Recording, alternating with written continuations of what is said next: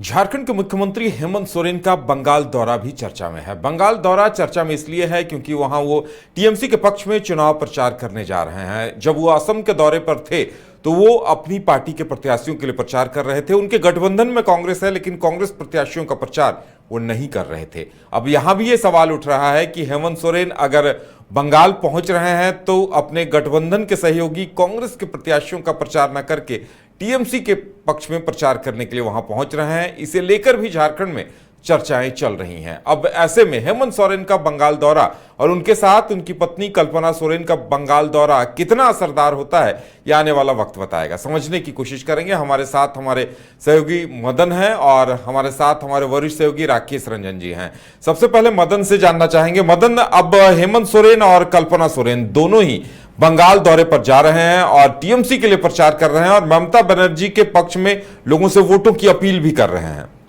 बिल्कुल, देखिए, आज से एक तरह से कहें तो बंगाल चुनाव में प्रचार के लिए हेमंत सोरेन जी का एंट्री हुआ और आज वो 3 सभाएं जो है उन्होंने की है। ऐसे में सीधे तौर पर निशाने पर बीजेपी है। उन्होंने कहा कि बीजेपी एक फिरकापरस्त पार्टी है और ममता बनर्जी उनका डटकर मुकाबला कर रही है, इसलिए उनके पक्ष में, उनके समर्थन में हम यहाँ पहुंचे हैं और टीएमसी का एक तरह से उन्होंने समर्थन किया है।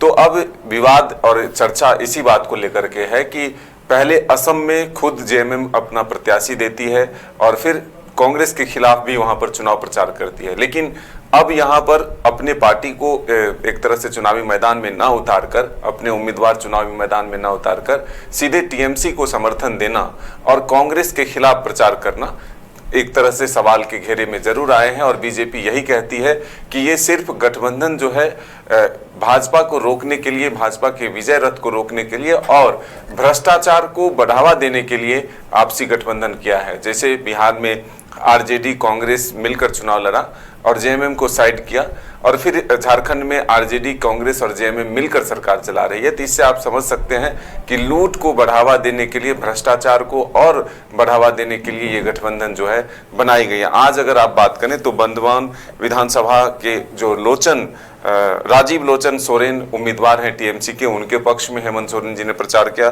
दूसरा, पुरुलिया के मान बाजार विधानसभा में संध्या रानी टुडू के पक्ष में प्रचार किया और फिर बेलथरिया में उन्होंने टीएमसी के काशीपुर विधानसभा में सोमेश बेलथरिया के पक्ष में उन्होंने चुनाव प्रचार किया। तो ये 3 सभाएं जो आज उनकी हुई, सीधे तौर पर उन्होंने कहा कि राज्य के और जो अन्य राज्यों में चुनाव हुए वहां पर सिर्फ 1 चरण में चुनाव कराए गए, लेकिन बंगाल में 2 चरण में चुनाव कराने के पीछे जो है एक बड़ा साजिश रचा जा रहा है, जिसमें देश की सारी सुरक्षा कर्मियों को, यानी कि जो केंद्रीय सुरक्षा बल हैं, वो काफी संख्या में उन्हें तैनात किया गया। और यहाँ बंगाल में खास करके बीजेपी नहीं बल्कि चुनाव आयोग चुनाव लड़ रही है, ऐसा आरोप आज मुख्यमंत्री हेमंत सोरेन ने बंगाल की धरती पर दिया है। तो हम ये सीधे तौर पर कह सकते हैं कि बीजेपी अपनी पूरी ताकत बंगाल में लगा रही है। मुकाबला दिलचस्प है, टीएमसी और बीजेपी आमने सामने है, लेकिन कांग्रेस के खिलाफ एक तरह से कहें तो झारखंड में गठबंधन और फिर बंगाल में कांग्रेस के प्रत्याशी के विरोध में और टीएमसी के समर्थन में प्रचार करने से जरूर गठबंधन पर सवाल उठा है। बीजेपी इसी को लेकर झारखंड में घेरती हुई नजर आ रही है। हमारे साथ राकेश जी भी हैं। राकेश जी, हेमंत सोरेन का दौरा कितना असरदार रहेगा, क्या प्रभाव दिखेगा उनका? क्योंकि देखिए, अब बंगाल में आर पार की लड़ाई चल रही है, बीजेपी ने अपनी पूरी ताकत झोंकी है और ऐसे में हेमंत सोरेन और कल्पना सोरेन का पहुंचना टीएमसी के पक्ष में कितना असरदार लगता है? हाँ, देखिए, हेमंत सोरेन आज जिन विधानसभा क्षेत्रों में गए, जिसमें कि मान बाजार की बात हुई, काशीपुर की बात हुई और बंदवान की बात हुई, इन तीनों क्षेत्रों में जब आप यहाँ की ये देखेंगे कि किस जाति के कितने लोग हैं, तो आपको दिखेगा कि ये जो तीनों विधानसभा क्षेत्र हैं उनके पैटर्न एक जैसे हैं जी। मतलब यहाँ पर जो महतो वोटर्स हैं उनकी संख्या अच्छी है और साथ में जो एसटी वोटर्स हैं, आदिवासी वोटर्स हैं, उनकी संख्या अच्छी है और इसी वजह से यहाँ पर जो है हेमंत सोरेन की सभाएं लगाई गई। हालांकि अगर आप जिन 2 सीटों की अगर हम शुरुआत में चर्चा कर लें, मान बाजार सीट की चर्चा कर लें और बंदवान की सीट की चर्चा कर लें, तो ये टीएमसी का मजबूत गढ़ रहा है और यहां पर टीएमसी को कामयाबी मिलती रही है। अगर आप मान बाजार की बात करें तो संध्या रानी के प्रचार में जो गए हैं वो 3 बार की विधायक हैं, लगातार 3 बार से वो चुनाव जीत रही हैं, 2011, 16 और 21 में। इसी तरह से बंदवान में जो राजीव लोचन सोरेन हैं वो 2 बार से विधायक हैं। तो ये टीएमसी का मजबूत गढ़ है। लेकिन काशीपुर वो विधानसभा क्षेत्र है जहां पिछली बार बीजेपी को कामयाबी मिली थी और यहां पर भी, लेकिन जब आप एसटी वोटर्स की बात कीजिएगा तो उनकी संख्या अच्छी दिखेगी। अगर हम आंकड़ों में जाएं तो काशीपुर में एसटी वोटर्स जो हैं वो लगभग 26.5% है। तो ये बड़ी संख्या है और ये निर्णायक है। तो इस वजह से यहां पर हेमंत सोरेन गए, क्योंकि वो टीएमसी का प्रचार कर रहे हैं और जहां तक कांग्रेस से गठबंधन की बात है उन्होंने बहुत स्पष्ट किया है। कैबिनेट की बैठक वाले दिन भी बातचीत करते वक्त उन्होंने कहा था कि हमारा और कांग्रेस का एक ही लक्ष्य है, बीजेपी को शिकस्त देना। तो वहां पर जो है उन्होंने अपना लाइन तो क्लियर कर ही दिया है। अब पता नहीं कांग्रेस उन बातों से खास करके आला कमान कितना सहमत है नहीं है, वो एक अलग बात है। चूंकि ये जो पुरुलिया वाला इलाका है यहाँ पर कुछ विधानसभा क्षेत्र ऐसे हैं जहां पर कि कांग्रेस का भी थोड़ा बहुत इंपैक्ट तो है।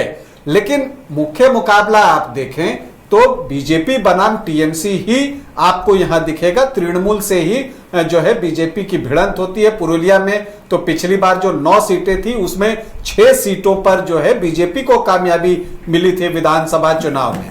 हालांकि झारग्राम लोकसभा का जो क्षेत्र है वहां पर तृणमूल की स्थिति ज्यादा मजबूत दिखती है और उस जिले की ज्यादातर सीटों पर जो है वो तृणमूल का कब्जा है। इसी तरह से आप मान बाजार की बात कीजिए तो वहां 24% से ज्यादा जो है एसटी वोटर्स हैं और महतो वोटर्स भी जो हैं वो 24.8% हैं। जब आप बंदावन में जाते हैं तो बंदवान में तो एसटी जो हैं लगभग 36% है। अब उसमें आपको मांझी, सरदार, हांसदा, मुर्मू, टुड्डू, सोरेन, हेम्ब्रम, बेसरा जो है अलग अलग सरनेम आपको दिखेंगे तो उनकी संख्या लगभग 36% है। तो ये यहां पर निर्णय लेने की स्थिति में है क्योंकि महतो वोटर्स जो हैं 34.4% है। तो अगर महतो वोटर्स का कुछ शेयर आ जाए और आपको जो आदिवासी वोटर्स हैं वो एक तरफ गोलबंद हो जाएं झारखंड के मुख्यमंत्री हेमंत सोरेन के नाम पर, तो टीएमसी का काम आसान हो सकता है। इन 3 विधानसभा क्षेत्रों में ये बात दिखती है और हेमंत सोरेन की आज की सभाओं की जो तस्वीरें सामने आई है तो उनको सुनने के लिए बड़ी संख्या में लोग पहुंचे थे। उनके भाषण को अगर आप एनालाइज करें तो वो आपको ममता बनर्जी की तारीफ करते हुए दिखते हैं। वो ये भी कहते हैं कि बंगाल में आदिवासी समाज, संथाल समाज की पढ़ाई लिखाई का जो मॉडल है वो हम झारखंड में भी लागू करने का काम कर रहे हैं। मतलब यहां पर वो अब बंगाल सरकार की, पश्चिम बंगाल सरकार की आदिवासियों के लिए पढ़ाई लिखाई के लिए जो कुछ किया जा रहा है उसकी तारीफ करते हुए दिखते हैं। जैसा कि मदन जी ने थोड़ी देर पहले कहा कि बीजेपी एक फिरका परस्त पार्टी और ममता बनर्जी अकेले उनका सामना कर रही हैं। तो यहां पर वो ममता बनर्जी की तारीफ करते दिखते हैं। उनके भाषणों को और उनके जो पोस्ट हैं उनको आप एनालाइज करें तो पहली बात ये दिखती है। दूसरी बात ये दिखती है कि बीजेपी पर जो है बहुत सख्त रवैया है उनका। वो कहते हैं कि बीजेपी जो है आदिवासी विरोधी है और उन्होंने कहा कि जहां भी बीजेपी शासित राज्य हैं वहां जो आदिवासी समाज है उनका शोषण होता है और कितना उन पर अत्याचार किया जाता है। और उन्होंने असम की भी बात की। अभी असम से चूंकि लौटे हैं तो उन्होंने जो है पोस्ट पर जो बातें लिखी हैं कि असम में जो आदिवासी हैं उनको एसटी का दर्जा तक नहीं है, तो बीजेपी वहां वर्षों से उनका जो है उनके साथ शोषण कर रही है आदिवासी समाज के साथ। तो जो दूसरा पॉइंट उनके भाषण से आप निकालते हैं कि ये एस्टैब्लिश करने की कोशिश है कि जो बीजेपी है वो आदिवासी समाज की विरोधी है। अब जब तीसरी बात आप निकालने जाएं तो जो एक ममता बनर्जी जिन बातों को कहती हैं कि चुनाव आयोग जो है वो निष्पक्ष नहीं है, तो वो बातें भी दिखती हैं जब वो कहते हैं कि सभी जगह चुनाव एक चरण में हो गए, तो यहाँ पर 2 चरण में क्यों हो रहे हैं? क्योंकि यहाँ पर चुनाव बीजेपी नहीं लड़ रही, इलेक्शन कमीशन चुनाव लड़ रहा है। और वो कहते हैं कि यहाँ पर पूरे देश की फोर्सेज आएंगी जो कि यहाँ पर गरीब गुरबों को जो है डराने का काम करेंगे। और फिर वो लिखते हैं कि आदिवासी कभी किसी से डरा है क्या? हम डरने वाले लोग नहीं, भिड़ने वाले लोग हैं। तो ये उनके भाषण के 3 प्रमुख अंश आपको दिखते हैं। दरअसल टीएमसी की तृणमूल की स्ट्रैटेजी बहुत साफ है, क्योंकि पिछले महीने अगर आप बात कीजिए, कुछ एक महीने पहले जब राष्ट्रपति द्रौपदी मुर्मू की जब कोई बंगाल आई थी, पश्चिम बंगाल आई थी, तो एक जगह प्रोटोकॉल को लेकर और कुछ इस तरह की विवाद आए थे, और जिस पर कि प्रधानमंत्री तक ने सोशल मीडिया पर पोस्ट किया था। तो वो जो एक डैमेज कंट्रोल के तौर पर जो है तृणमूल को हेमंत सोरेन की जरूरत महसूस हुई है झारखंड के मुख्यमंत्री की, कि वो आकर जो थोड़ा बहुत नुकसान हुआ हो उसको वो ठीक कर सके, उसको नियंत्रित कर सके। क्योंकि ये वैसे विधानसभा क्षेत्र हैं जहां पर ट्राइबल वोटर्स जो हैं वो निर्णायक स्थिति में हैं। और हेमंत सोरेन जो कि पिछले कुछ सालों में, पिछले अगर आप 3-4 सालों में देखें तो ट्राइबल लीडर्स में जो है बड़े फेस के रूप में, सबसे बड़े फेस के रूप में उभरे हैं। तो तृणमूल कांग्रेस चाहती है कि इसका लाभ जो है वो उठाए।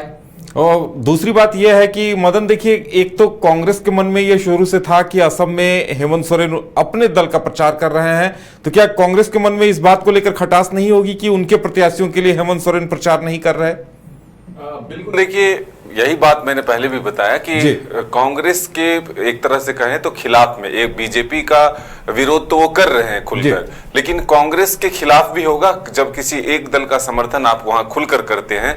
यानी कि टीएमसी के खिलाफ में कांग्रेस चुनाव लड़ रही है और टीएमसी के समर्थन में जेएमएम के स्टार प्रचारक के तौर पर हेमंत सोरेन जी गए हैं, तो सीधे तौर पर कांग्रेस का भी विरोध है। तो स्पष्ट रूप से यही चीजें निकल कर आई है कि झारखंड में साथ हैं लेकिन असम में अलग लड़ते हैं, और बंगाल में किसी और दल को समर्थन कर देते हैं। लेकिन उधर एक चीज ये भी देखना होगा कि तृणमूल ने यहाँ पर झारखंड के मुख्यमंत्री हेमंत सोरेन को आमंत्रित किया। बिल्कुल, क्या कांग्रेस की तरफ से इस तरह का कोई अप्रोच किया गया? हाँ, ये एक बड़ा सवाल है कि क्या कांग्रेस, चूंकि इसके पूर्व भी है, पिछले कई चुनाव की बात कर लीजिए, जब गुजरात में विधानसभा के चुनाव हो रहे थे और छत्तीसगढ़ में चुनाव हो रहे थे, तो उस वक्त भी जब हम लोग डिस्कशन करते थे तो ये बातें मैं कहता था कि हेमंत सोरेन चूंकि ट्राइबल्स के अभी की स्थिति में देख लें तो बड़े लीडर हैं और उनकी बातों का एक इम्पैक्ट है, तो कांग्रेस इनको क्यों आमंत्रित नहीं करती?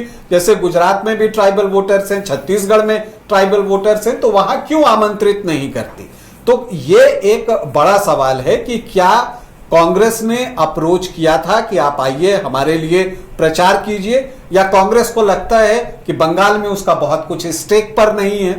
तो ये चीजें भी महत्वपूर्ण है कि यहां पर तृणमूल ने कहा हो कि आप आइए हमारे लिए जो है आप प्रचार करें।